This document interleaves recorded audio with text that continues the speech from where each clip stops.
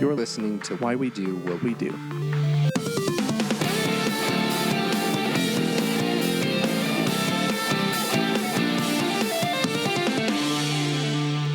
Welcome to Why We Do What We Do. I'll be your host, Abraham. And I'm RYANO. One thing we want to ask you real quick. Did you notice... let's do it this way. Did you notice any sort of change in our audio? And if so, what episode was it? Let us know in the comments, email, whatever you prefer. Yeah, perfect.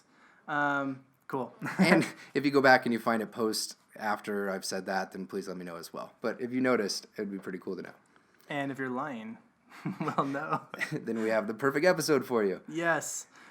So this is actually, I'm going to start this off by talking about the fact that this is going to be a two-part episode. We're deliberately splitting this up because there are two topics that we're going to try and cover relatively in depth that are totally related to one another, and that is truth and lies. Or am I lying to you? Or am I telling the truth? Ooh. No, this is actually really interesting to me. And one thing I've been wanting to do for a while, but I wasn't totally comfortable or confident, I guess, on how we were going to approach it. And so... I've really just been fascinated by this concept of truth and lies, and especially thinking about people who don't necessarily have a very good verbal, they don't have very good verbal skills. And I'm thinking about people who have an intellectual disability. Okay. If they just say something, and it's not really in context, and they're maybe even just repeating something they heard from someone else, is that a lie if it's not really contextually appropriate, if it's not based on anything? And so that gets to the point of, does lying mean you have to understand what you're saying, or what is telling the truth? And there's so many things that are involved in this. I got really interested in this whole idea of just what is truth? What do we mean when we say truth?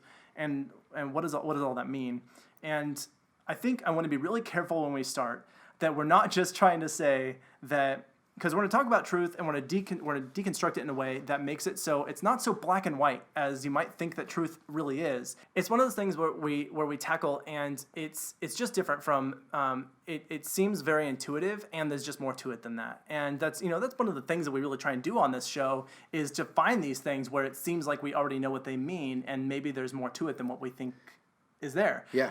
And so this is one of those things, and I actually think probably we'll continue to revisit truth and some of the things we wanted to bring up in this episode and future episodes, because it's such a really fascinating topic and there's so much to it. Yeah, we already hinted at it a couple times. Yeah, we totally have. It's come up before because there is this underlying, I guess, worldview you kind of have to have in philosophy. And when you deal with these philosophy and things, you have to have an idea around things where you will accept certain statements as being true, or you'll reject those statements as being false, and you have to have some kind of criteria for doing that if you're going to agree or disagree with something. So let me start with the definition of truth. Is that good? Okay. Yeah, we should do that. Okay. So it's a statement that is in accordance with reality and facts. Yeah. We're just going to start with that. Yes, and there's a lot of important pieces in there. And the very first one is that truth is a statement. Okay, so a true statement is a statement, and that is in accordance. Okay. And so this is called the correspondence theory of truth, and there's some other theories of truth. And there are also philosophers who argue instead that there is not a theory of truth, that truth is the most basic concept that it can be, that is not more well understood beyond just the concept of truth itself. So they would basically say truth just is what it is. It's just true or it's not true. That's all there is to it, and there's no explaining it. That definition also had reality and facts, though. It did. And that changes for a lot of different people, what constitutes each. Yes, absolutely it does. And we'll totally get into that. And I just want to go back to this before we move on, that those philosophers that often treat truth as it's just a basic unit. It's the atomic unit of reality, which is a good band name. So, boom, credit that. Anyway, so yeah, truth is the most basic atom unit of reality as it exists, because it's just one of those basic things. And that's not the approach that we're taking here. Instead, we're really taking a different approach that is more like the definition that we gave, that truth is a statement that is accordance with those reality and those facts. And what is reality and what is facts? And what's important there also is accordance. What does accordance mean? And we'll get into some of those things. Cool. So you and I have both read Pepper's World Hypotheses. Yeah, his name was Stephen Pepper. He wrote a book in 1945 called World Hypotheses. And the whole purpose of this book was just to say there are these different worldviews, and I'm going to create a system that categorizes what those worldviews are. And he came up with 4. My understanding, real quick, is that it's not generally hugely accepted. Is that right? I actually don't know for sure. Okay. I believe that it's not particularly popular. I don't think this gets referenced a whole lot anymore, although it was really influential in the development of some of the psychological field theories in, I want to say, the 70s and 80s. Okay. I could be wrong about that date. Yeah, those things are always so hard to pin down, I guess, too, because, I mean, Right. anything that's in print nowadays, like, it's just not circulating like it was back then, too. Totally. Like, the mediums change so much more. Right, yeah, having everything available online and... Not to mention who wants to just, like, interact with philosophy. Yeah.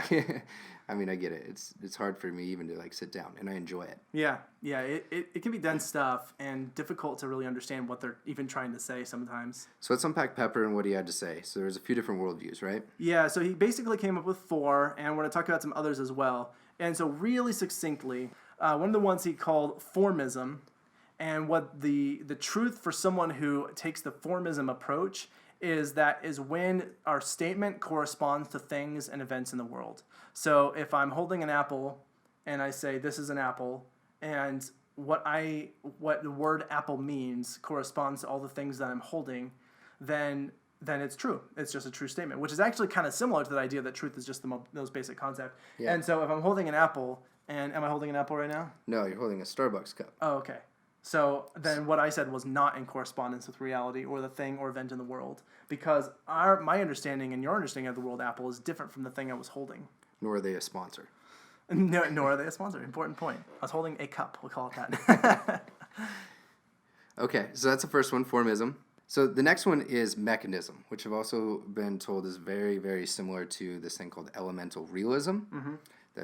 So if people are into that, it's supposed to be a more modern kind of approach to this one. This shows up a lot in most science journals. They'll talk about a mechanistic approach, and that is simply talking about things in terms of their structure and components, and that's not necessarily what Pepper meant when he talked about mechanism. Yes, so for him, truth is when our predictions match our verbal statements, simply. Yeah. Right?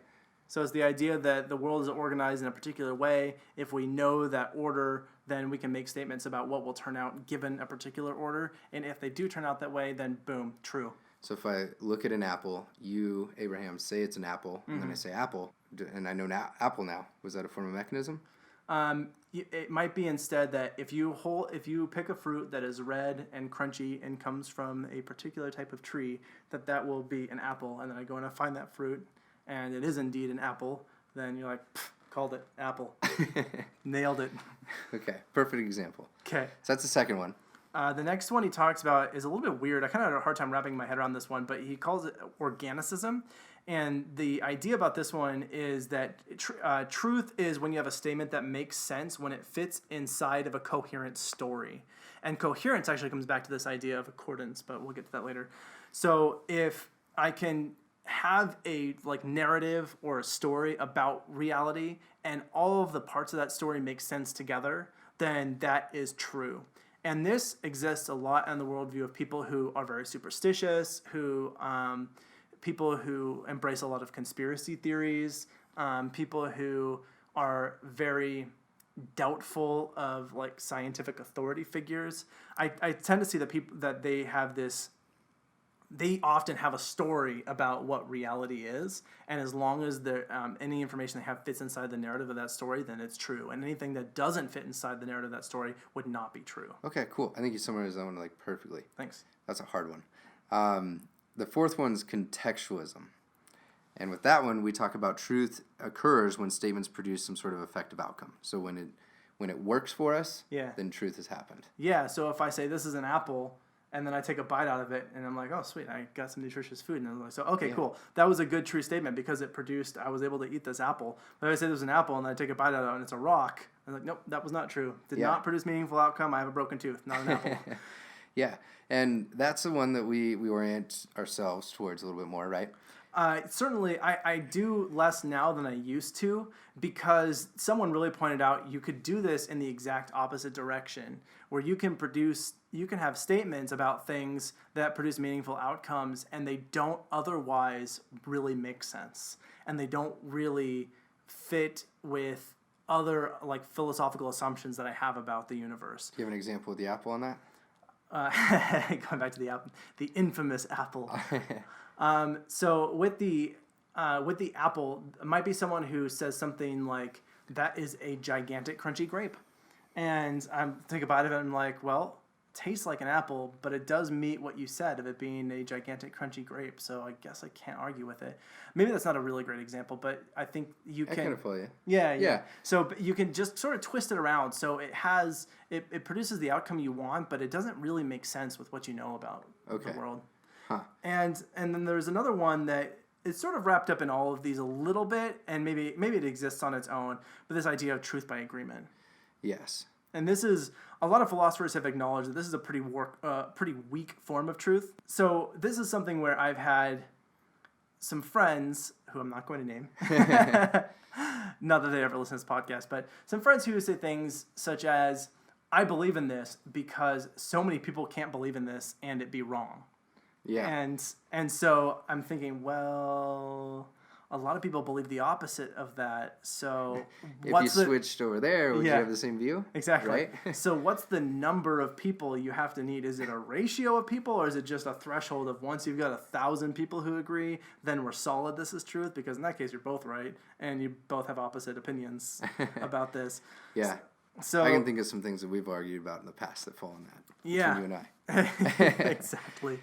One thing that was kind of cool of this system when I dove into it is none of them are right or wrong, right? Yeah. Like they're a totally separate system. And Pepper says really explicitly, like, you can't judge one from the other's perspective. Exactly right. So you can't be an organicist and look at mechanism and say mechanism is not true because I'm an organicist. I mean, you could say that, but it doesn't necessarily make the mechanistic worldview untrue. Yeah, it doesn't make one weaker or stronger than the other. Exactly. They're only to be really valued and critiqued by themselves. Yeah, and most people who subscribe to this system really only view those four as the only ways that you can sort of have worldviews, and there might be some variation within them. But I feel like maybe that some things have changed and evolved over time that have made it so there might even be additional worldviews in there. But yeah, this whole idea that having whatever you acknowledge as being true, that makes sense for you. And I can't necessarily say that what makes sense for me has to also make sense for you. And so just because someone doesn't necessarily agree on what criteria makes something true, makes the other person's view of that thing incorrect. So I guess coming back to this definition that we used, I'm just going to say it again so that we're all on the same page. Truth is a statement that is in accordance with reality and facts. And we're going to continue to unpack that. So the position we're actually really taking on truth is that it is simply a statement, and it does not exist independent from reality.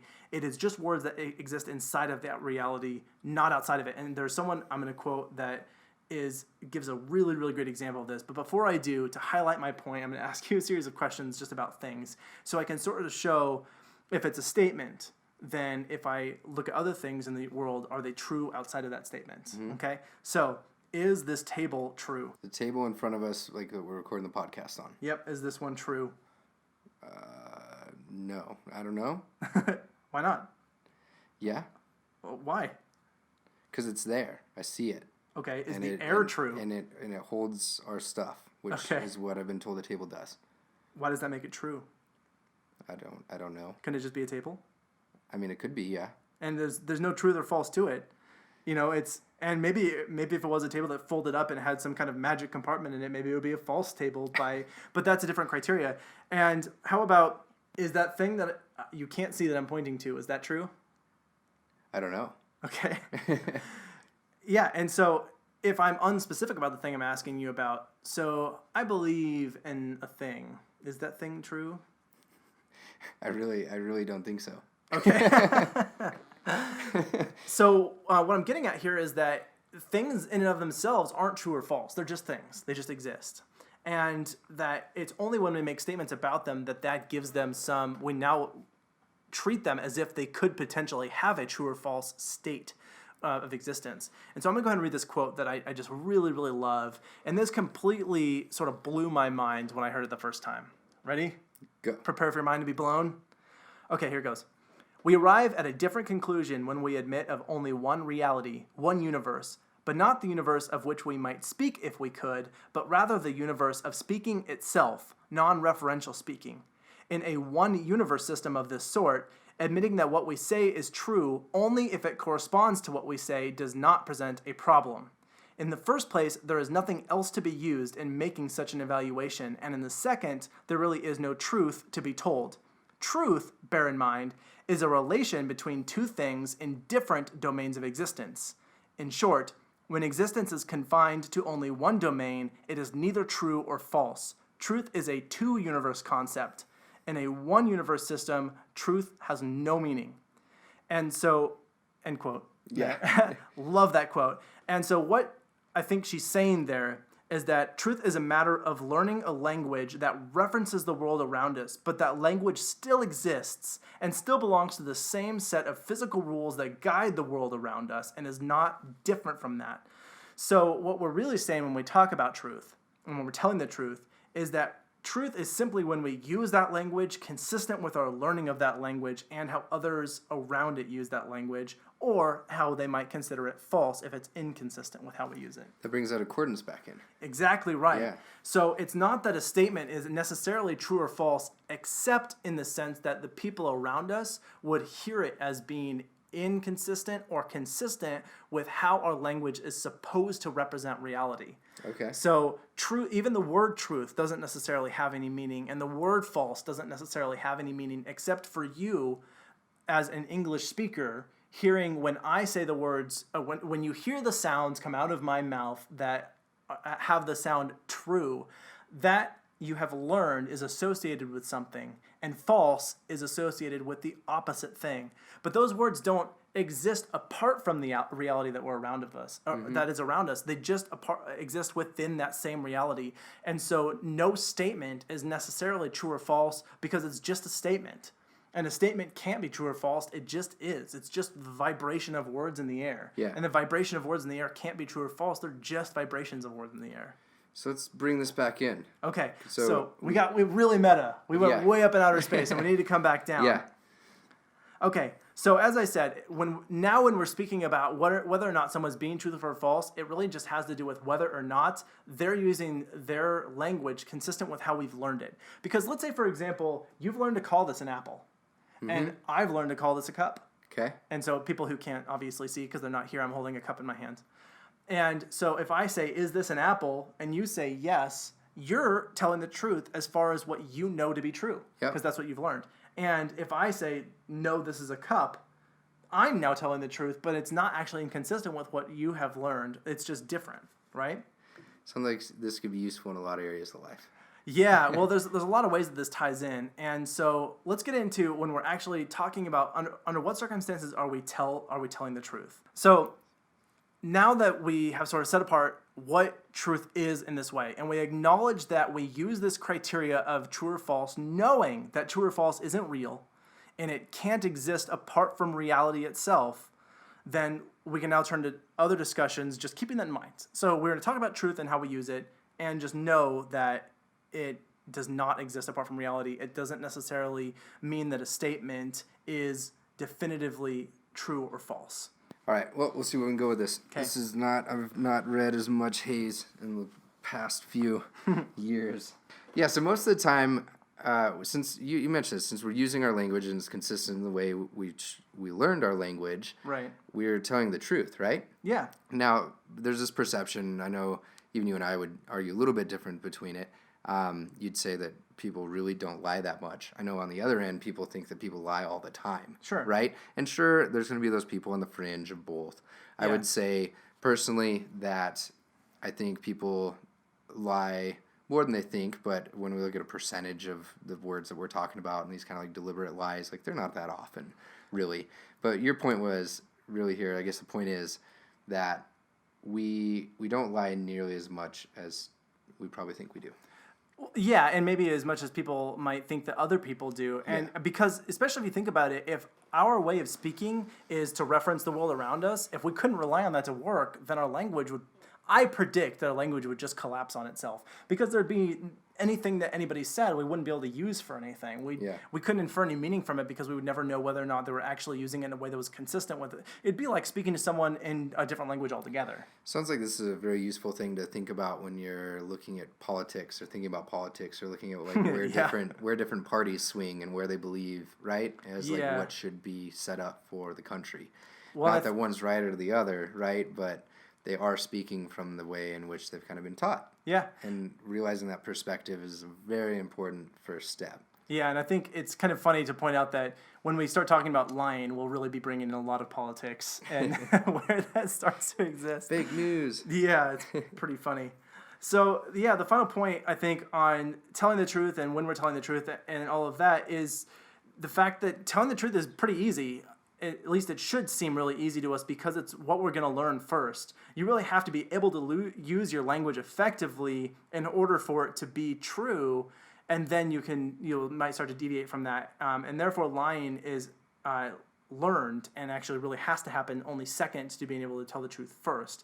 And this is actually supported by the fact that there are developmental milestones that include lying that we'll discuss in part 2 of this episode when we get more into talking about lying.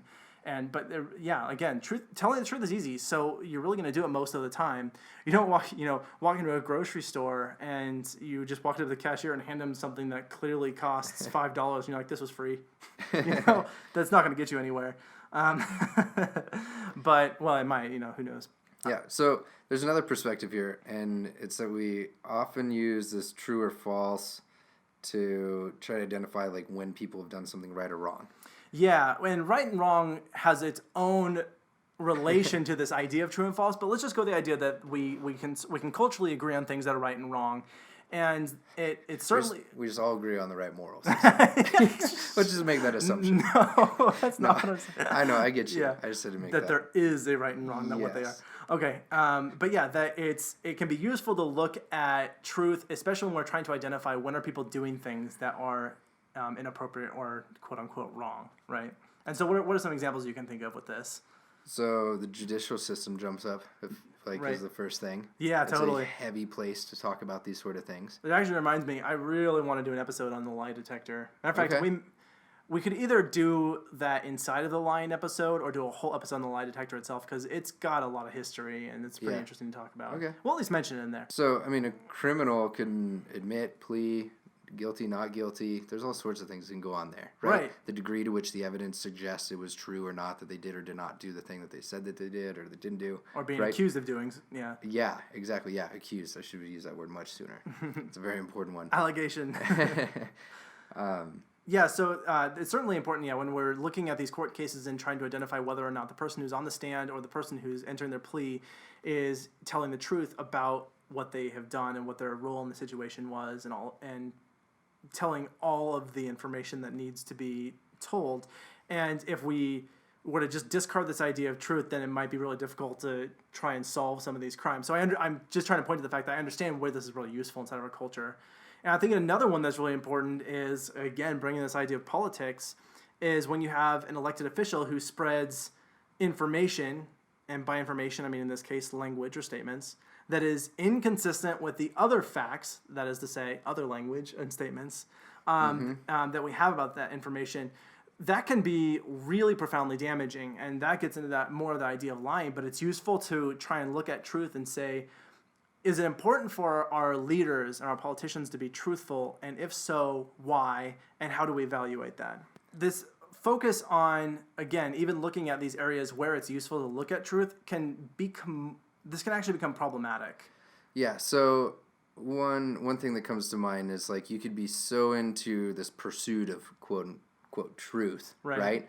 That you forget what you're even looking at in the first place. Yeah. Like why you even started down this pursuit. Right. So maybe you're trying to research some sort of article, you find something, you're trying to prove a point, and then it's just proving the point for the sake of the point rather than actually looking at the event itself, what actually happened. I could see that making some huge implications in the courtroom. Sure. And hopefully there's a lot of controls around that, right? To make sure those sort of things aren't happening. One would hope. But I know it's not perfect. Yeah, people can just sort of doggedly pursue these, and it creates a lot of animosity, just this idea of, I have to know the truth, tell me the truth, and people really go after it. And so that could be like wanting to really hear the criminal admit something as opposed to identifying what happened and helping resolve and remediate the situation and actually rehabilitate whomever as fast as possible. Right? Yeah, and help the victim in that case too. Yeah, that people, they're so concerned about... Sorry, the rehabilitate, I meant both. Okay. I'm not totally neglecting that person. Yeah. People can become so concerned about hearing the truth from the criminal, and there might be elements of what they need to know that they haven't solved yet, or they're people who are still being victimized that they haven't identified who they are, or they were victimized. Maybe they were someone who was murdered or something.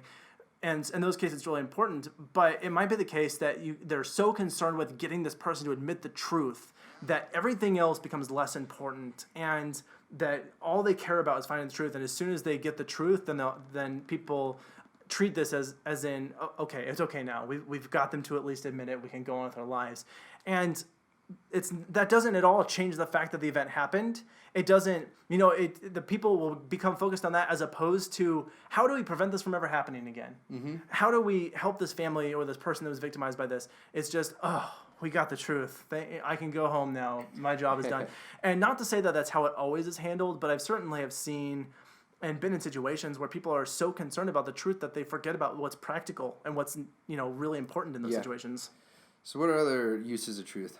So another important one, I think, is, what do we do about it? This, as I mentioned, the politician who's spreading misinformation or someone is telling lies, and those are actually having real world consequences. What do we do about this? Because it is maybe useful to look at this and say that what they're saying is incorrect. They're lying and they're hurting people.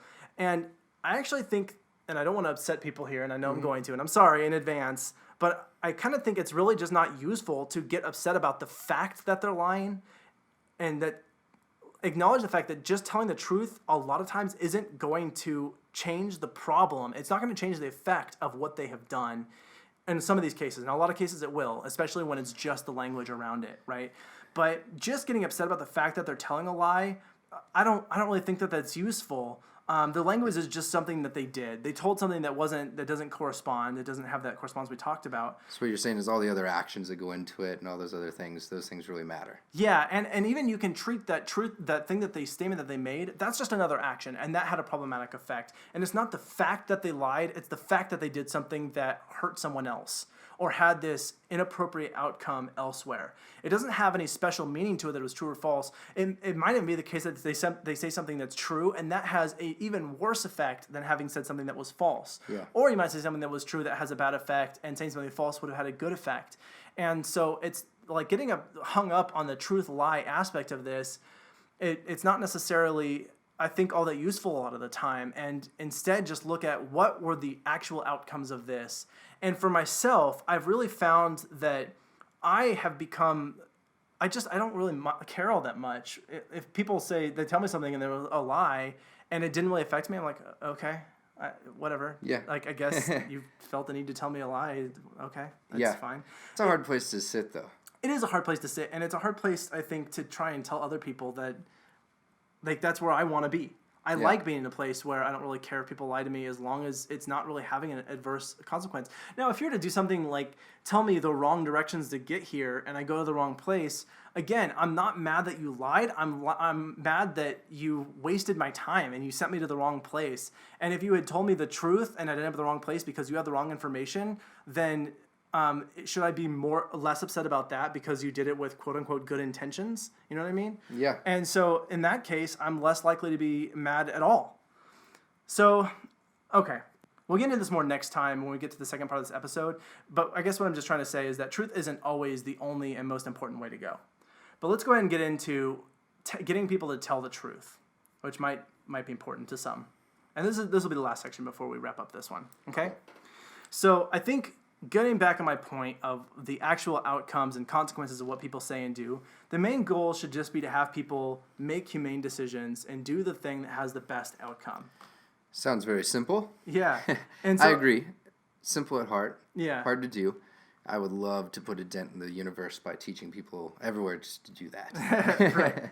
And so And the other thing too is it truth if you just leave out details? Because I didn't walk in here and tell you about every bowel movement and every meal I had the last 24 hours. You don't need to hear every piece of information that could exist in the universe in order for that to be true. You know what I mean?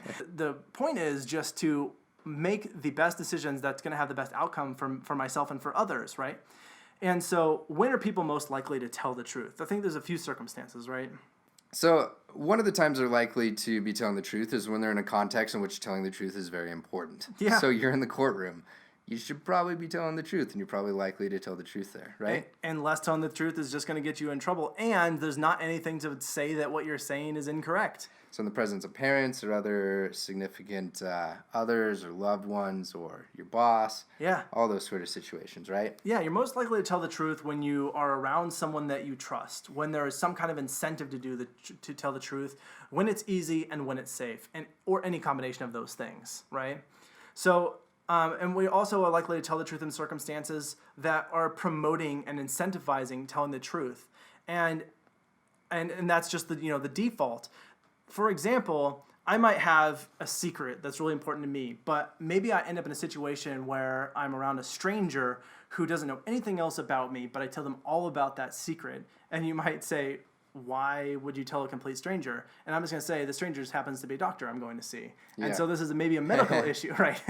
This is maybe a medical issue I don't want other people to know about, but I'm going to tell this other person because in those circumstances, I am highly motivated to tell the truth about this because I need help. And that person is someone's likely to help me. So thinking about, okay, we need a criminal to tell the truth. How can we get them to tell the truth about something? And cops actually have been getting better and better about doing this, is put them in a circumstance where they're likely to tell the truth. And one strategy I actually heard from detectives who are doing interrogations is they will tell the criminal the truth about what they already know. And part of this context of telling them the truth, for whatever reason, well, actually I think it makes perfect conceptual sense. Yeah. It creates a context in which they're more likely to then also fill in the gaps with what they know. So they might go and say, all right, listen, we know you were there. We know who you spoke to. We have pictures of you doing it. We know the weapon that you used, and we know what time you left. And what we just don't know is how you chose that location. Yeah. And in that sort of circumstance, those people are more likely to then sort of fill in just by having heard just hearing the truth. I'm hearing more about that. So if we stay to reinforce the truth, we're more likely to get the truth. Exactly right. Yeah. Yeah. What about the flip? So if we punish getting the truth. And this just is the general outcome of punishment. If you go about just punishing statements in general or any kind of behavior, or in this case, telling the truth, then you're more likely to get lies. And this is a thing of when people come in and they say, I messed up, I did something wrong, and then they tell you what they did, and then they get punished for telling you what they did, then they're far less likely to tell you what they did in the future. And I mean, I've had this experience myself. I know that there are people that I used to tell the truth to and have just learned I don't tell them the truth about everything. Yeah. Because if I do, then there's a lot of punishment for telling the truth. Yeah, I can think of a few people I do that with myself. Yeah. And the opposite flip side, as you just mentioned, if we reinforce things in general, then we're more likely to get things like telling the truth. What about the extreme end? Yeah. Right? So we push it all the way to like torture. Okay. We're going to get this out of you. So the question is, does torture work to get people to tell the truth? No. No. And I mean, maybe. Yeah. It works occasionally, but as a strategy, yes. no. It's No, super no. inconsistent. Yeah. People will say anything to make torture stop. To get out of it. And sometimes all they have is the truth and they'll tell the truth, but it might be a very believable lie that just gets you to stop and it gets back at you for torturing them. So they say, okay, you've been torturing me. I'm just going to tell you it's over here. And you spend all your time and money and resources going over there only for them to go, yeah, I got you. And they look at the torture to stop. And it sent you on a wild goose chase. So it's, torture really has, and this has just been shown over and over again, it does not work to consistently get the truth. Sometimes it will, but not often enough to justify it. And honestly, even if it did work, I don't think it would justify it. But that's me. What about a truth serum? Truth serum. Yeah, so... I haven't found one. Have you? No, there's no such thing as a truth serum. So there's a few drugs that people have sort of talked about as being the truth serum. There's... I'm going to try and pronounce these. They're very difficult. Ethanol, scopolamine, 3-quincyldinylbenzylate. These are impossible. My dazzlam. flunitrazepam. Sodium thiopental. I think it's thiopentol.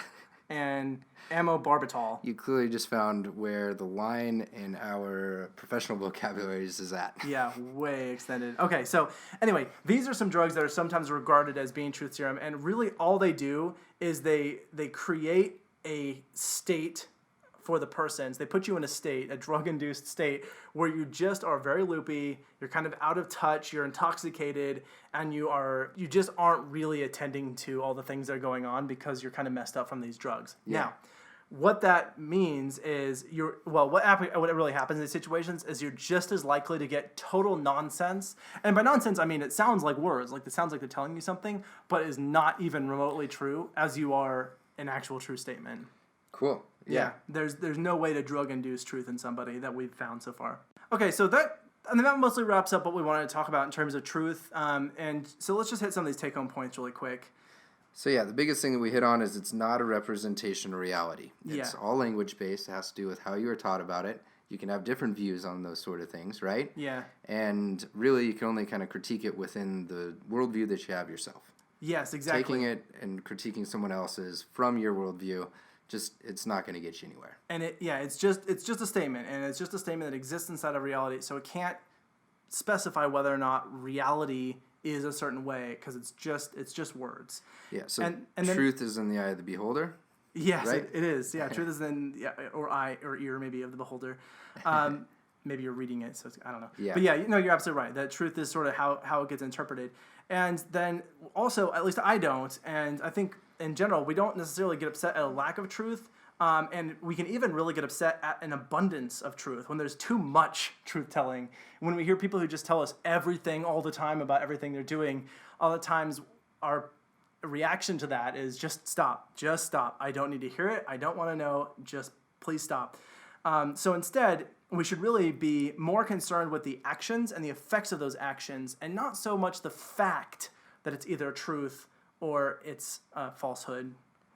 And I personally believe that this obsession with truth and lies has actually really significantly contributed to the prevalence of lying, in that we're so obsessed with it, it has become its own sort of, I don't want to say culture, but it's its own way of reacting to things. It's its own thing. People are just basically just reacting to this dogged pursuit of truth and almost that, what we talk about, the Barnum effect, the reactive one, reverse psychology. Yeah. In almost this reverse psychology way of almost like trolling people, Yeah. It's become its own almost industry because, I mean, it is. Yeah, the people, they lie, and that almost becomes like their job because it's so important that truth and lies exist separately from one another. Not just an industry, but it fuels industries. Right, yeah. Sure. Yeah, industries will perpetuate truths or perpetuate lies to exist. And this concern with whether or not it's true or false, instead of just like, look, you are producing something that is killing people, and it is not helpful in any way. Yeah. And it just needs to be done. And I don't care what you say about it. It just needs to be done. Yeah. A good example, I guess, is maybe to make it a little more relatable, is like you can spend 25% of your time like working towards like a better world or system or whatever it is that you're trying to do, right? When it comes to truth or lie. When you can focus your 75% on all this the fact that all of this lying may be occurring that you see. Yeah. That 75% is just a waste, kind of, in a way. And like the sooner you like proactively shift that over, right? Yeah.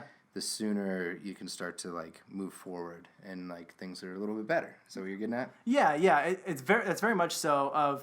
I don't care if you tell me the truth about spilling this toxic chemical and destroying this whole lake of drinking water. People, just fix it. I don't care what story you have about it. Just fix it. I don't care who's at fault about it. Just fix it. It's just those are. And I think it's going to tie back eventually to money, because oftentimes fixing it means who foots the bill for fixing it, who has to spend the money to make that happen. But I think it's just important to acknowledge the fact that just because they tell the truth, okay, yeah, we did it, that's great, that doesn't clean the lake. That doesn't solve your problem. Yeah. Just telling the truth about things doesn't fix the fact that they happen. And yeah, it can be helpful, and it can really speed things up to tell the truth. And I understand why people are, but I think it's again, it's more important to be concerned about the actions and the effects of those actions than just being so concerned about like, okay, well, at least it's true. Yeah, I'm I not agree. so mad at you for killing all those people because you told me the truth. I agree with you so long as we're not dismissing that truth that they did say wasn't an important variable. Yes, no, you're absolutely right. Okay, And I don't want to. And again, I do want to bring back this point that it's not that we're saying that truth is unimportant, and it's not that we're saying that we're just going to lie to you and you just have to deal with it, or that we're okay with people just lying to us and we're going to be okay with it. It's just to do with the fact that let's stop being so hyper focused on whether or not it's true and be focused on what can we do about it. What can we do in the situation? Perfect. Sound good? Great place to end. Perfect. Let's go ahead and wrap it up there. All right, with that said, we could really use a lot of help on reviews if you are interested in this. Honest is key. Coming back to please be true. So we don't care what they are. Leave them down in wherever it is, SoundCloud, iTunes, Stitcher, etc. It helps us out, helps us grow. With that said, you can reach us, listen to the credits if you want some more info. This is RYANO. This is Abraham. We are out. You've been listening to Why We Do What We Do. Why We Do What We Do is supported in part by ABAI's Disseminating Behavior Analysis Special Interest Group and our amazing listeners. If you like what you heard, consider heading to our Patreon account at patreon.com/WWDWWD podcast. Anything helps, and we are continuously lining up perks and merch for our supporters. If you have any comments or questions, we'd love to hear from you. Find us at WWDWWD Podcast on your favorite social media platforms. You can learn more about this and other episodes by going to www.wwdpodcast.com. There, you'll find links as well as detailed and shareable show notes. Why We Do What We Do is Abraham, RYANO, and Miranda. Artwork and logo design by Andrew Pollock at nogdesigns.com. Video and production assistance from Tyler Bessire with music courtesy of Justin Greenhouse. Brendan Bohr does our episode art. Thanks for listening, and we hope you have an awesome day.